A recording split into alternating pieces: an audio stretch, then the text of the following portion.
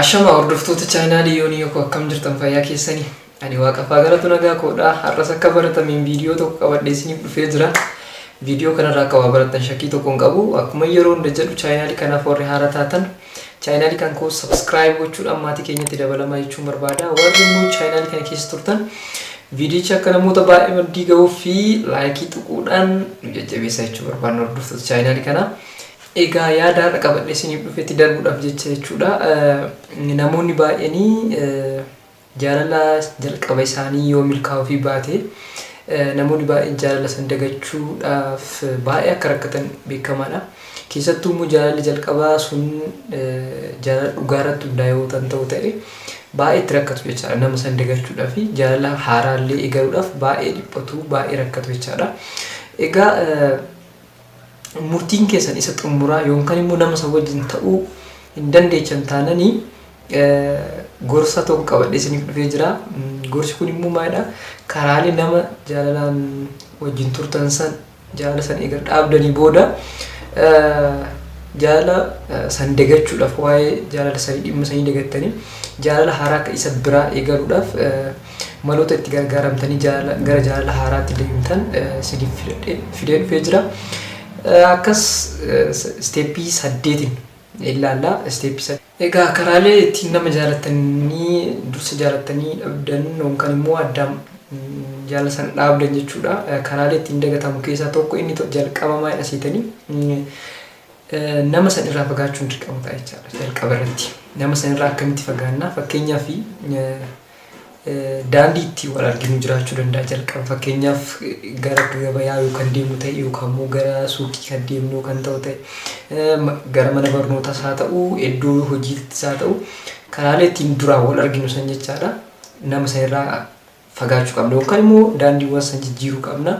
Karaa kan fayyadamuudhaan nama san irraa fagaachuu qabna. Fakkeenyaaf iddoo hojiitti kan duraan wal arginu ta'e fageenya keenya akka duraa sanitti yookaan immoo walitti dhufeenya keenya jalqabaa san hir'isuudhaan nama san dagachuu hin dandeenye jechaadha. Yookaan immoo walitti dhufeenya san hir'isaa yookaan deemu ta'e jechaadha.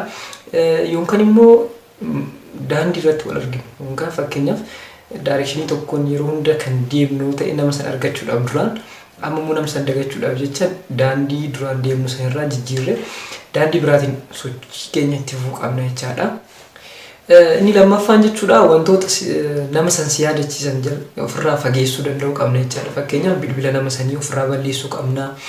Fakkeenyaaf sooshaal miidiyaa irratti yookaan immoo miidiyaa hawaasaa irratti wantoonni haasofni jiraachuu danda'a. Tarii iimoodhaan, teelegiraamiidhaan, waasaappiidhaan wantoota akkanaa feesbuukii fayyadamnee ergaawwan gaggabaaboo walii barreessuu dandeenya. Wantoota san nama san akka dagattuuf nama san ofirraa bilook gochuu danda'uu qabna jechaadha. Bilbila isaallee nama san ofirraa balleessuu qabna yookaan kan ishee yookaan kan isaa kan ta'e lamaan keessa namni jaalala san irraanfachuudhaaf wanta akkasii gochuun dirqama ta'a jechuudha. Inni sadaffaan immoo jechaadha. Ergaawwan gaggabaabaa yeroo jaalala keessa turretti walii barreessitanuu kan jiraatu ta'e ofirraa balleessuu qabna. Fakkeenyaaf suuraallee wajjin ka'uu dandeenya nama san wajjin suuraa yeroo san wajjin kan hin jira taanaan suuraawwan sanis ofirraa fageessuu yookaan immoo balleessuu danda'uu qabna jechaadha. Inni biraa immoo kennaa yeroo san jaalala keessa turtanitti kennaa walii kennitan yoo kan jiraatu ta'e fakkeenyaaf namni jaalala keessa jiru wal gammachiisuudhaaf jecha wantoota akkanaa fayyadamuu waan dirqama ta'ee fi kennaa yeroo san walii kennitan jira taanaan kennaawwan sanis ofirraa fageessuu yooma gatuu baannes yookaan waa gochuu baannes kennaa sana haga danda'ametti ofirraa fageessuu danda'uu qabna jechaadha. Maafiin yoo kennaa san yeroo kennaa san arginu nama san yeroo baay'ee waan nu yaadachiisuu danda'uu fi nama san immoo jaalala isaa wajjin jiru xumuramee ijaa ta'ee fi jaalala haaraaf of qopheessuudhaaf jechas waan sirriitti nu fayyaduu fi kennaawwan nama sanii sirriitti ofirraa fageessuu danda'uu qabna jechaadha. Egaa inni arfaffaan immoo jechuudha sammuu kee hojiiwwan adda addaatiin biizii gochuudhaaf socho'uu qabda jechaadha. Fakkeenyaaf tarii homaa hojii baay'ee illee hin qabaanne ta'e jechaadha.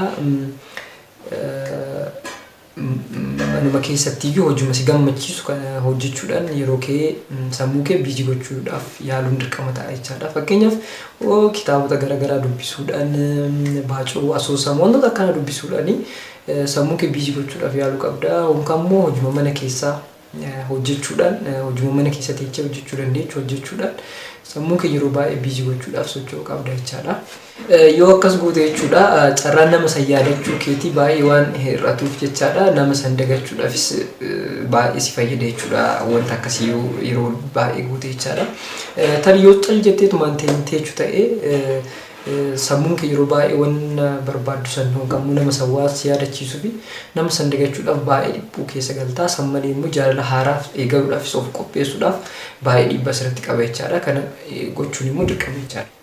Inni shanaffaan immoo jechuudha muuziqaa yookaan immoo fiilmiiwwan sammuu keessa dhiphisan irraa sirriitti fagaachuun dirqama ta'a jechaadha. Yeroo kanatti fakkeenyaaf yeroo jaalala keessa turtanitti sirboota garaagaraa wal affeeruu dandeechanii fiilmiiwwan garaagaraa wal affeeruu dandeechanii kanaaf yeroo kanatti immoo sirba san dhaggeeffatta taanan yookaan immoo fiilmii yeroo san wajjin itti gammadanii ilaaltan san yookaan immoo wal affeertan san ta'uu danda'a.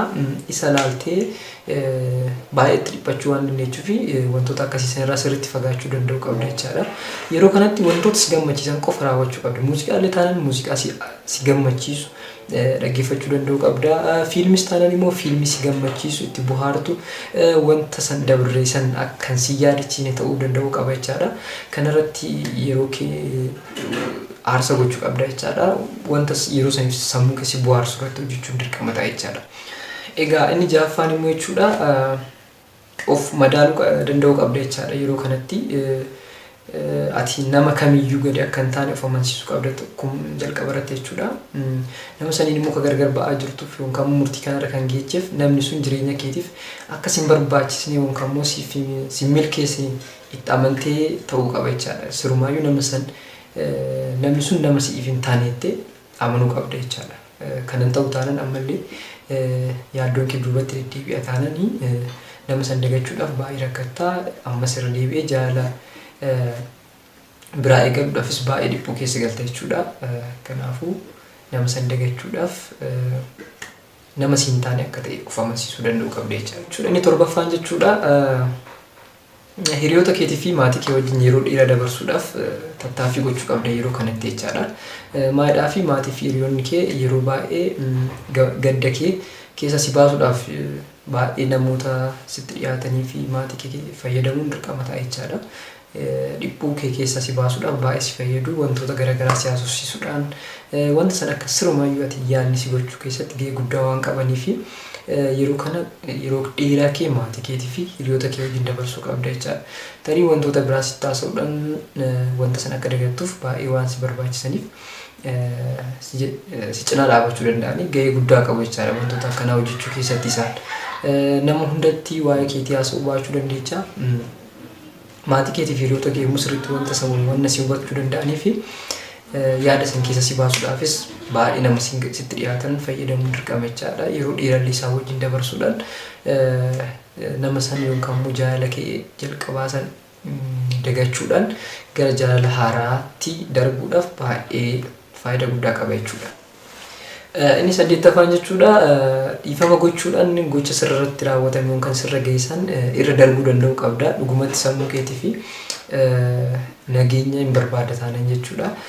Yoo dhiifama nama saniif kan gootu ta'e jechuudha carraan nama san yaadachuu yookaan immoo wanti sirriitti raawwatame sun akka sirriitti hin raawwatamne narratti hin raawwatameetti sammuu kee amansiista taanan jechuudha. Carraan nama san dagachuutti illee baay'ee si bal'achaa deema jechaadha. Kanaafuu sammuu kee dhiphisuudhaafis baay'ee waan ittiin jettu jechuudha. Of dhiphisuudhaaf yeroo hin qabaattu jechuudha. Dhiifama irra darbeeti taanan jechaadha. Wanti sirriitti raawwatame sun akka sirriitti hin raawwatamne fudhatte taanan jechuudha. Kanaadha hordoftoota chaanaalii Yooniyoo koo viidiyoon har'a qabadhe isiniif dhufe kanaadha akka waa irraa barattan shakkii tokko hin qabu. Hanga viidiyoo biraatiin walitti deebinutti ciao ciao.